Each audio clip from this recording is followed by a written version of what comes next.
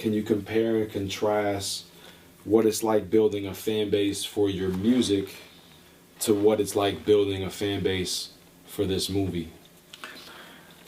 The music took a lot longer. Because once again, I taught myself to play in front of people. You know, I started playing very quickly after I picked up an instrument in front of people, in clubs, and booking shows, and things like that. And I wasn't very good for a long time, but I was really emotional. And people liked to see that. Like, we don't pay to see a meltdown, you know what I'm saying? We want to see this guy melt down. So then later, eventually, it became a joyful experience when I started to, you know, figure out the instrument and songwriting craft and all that. And it went from a depression type of thing to a very fun, upbeat, good time, you know.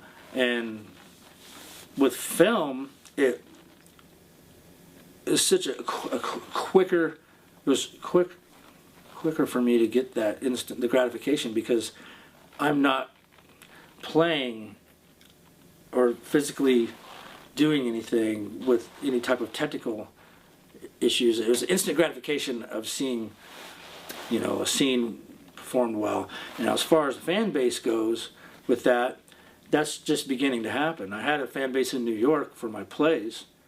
We sold out a lot of 99-seat theater plays for 26 or 28 performances, every one of them. And that was, I'm proud of that. But with the movies, it's just beginning now, because I really just finished, you know, Quick to Duck here, and it's the first film I'm really proud of and I'm really pushing. So the fan base is, I think it's going to be pretty cool, because it's a different type of film. It's not the same old stuff you see. I mean, you said you started your music on stage. Can you tell me about those early days of just, I mean, you know, because, you know, most people, they start behind the scenes, they practice, but you're saying you literally started on stage? Tell us more about that. Yeah, I would go on stage not even knowing what the chords were, you know, and I just had such of a, I was coming from such an emotional place that I could bang out a couple chords, you know, and the rhythm would be all over the place. But I had the talent to be able to put out emotion over the instrument. And I was very emotional, is what I'm saying. What was that first experience, though? I mean, was this like a coffee shop? No, dude, no. Blues club. Blues club. I started playing blues clubs right off the bat in Kansas City. Pretty big ones, too, you know. And how did you end up on stage? I walked in the club. I said, what do I have to do to get on the stage here?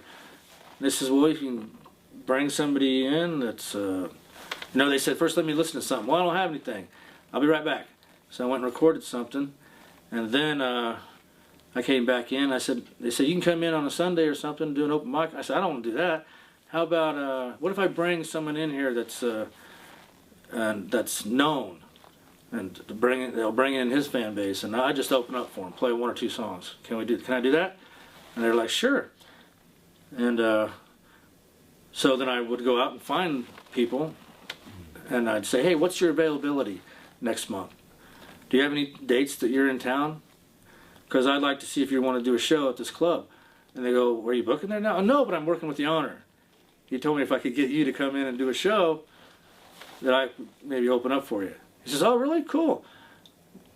And so I did that, and that's how I started, and from there, I got another booking where the owner liked me. He liked what I was doing, and I opened up for Alejandro Escovedo, who's the godfather of Americana. He's a legend, and I opened up for him, and you know, got a lot of press for it and stuff, and my career started then, and it was different every time. It was an emotional experience. You know, it was very punk. You know, very one man and an acoustic guitar. You know. I mean, it's fascinating that, you know, what made you think to do it that way? I had to. Right, rather than do it sort of the open mic route.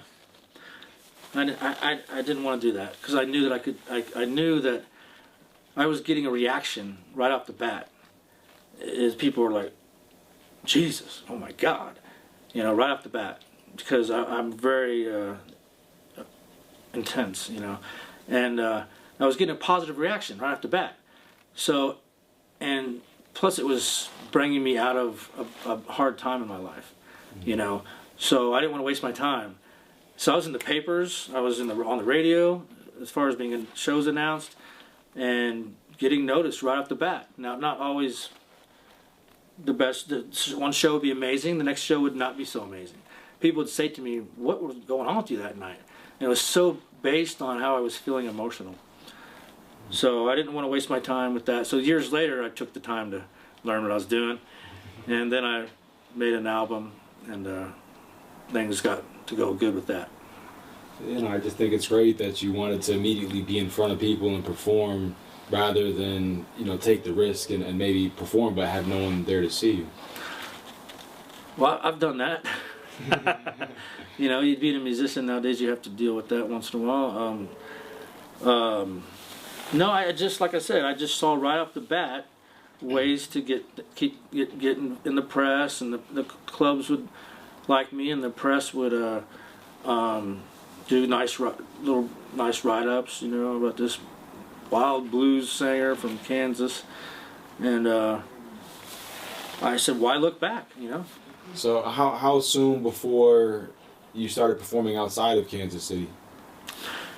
I was doing the music in Kansas City from '96 to 2002, and then I moved to New York, and New York is where I continued to do music and got into film and theater as well.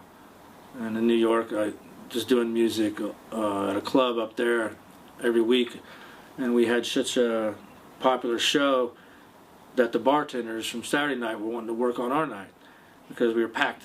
It was me and 3 or 4 other songwriters that were just putting on really good shows, and emotional, crazy, intense, powerful, soulful music, you know, and not the same as everybody else. You know, a lot of people just sort of copying other people.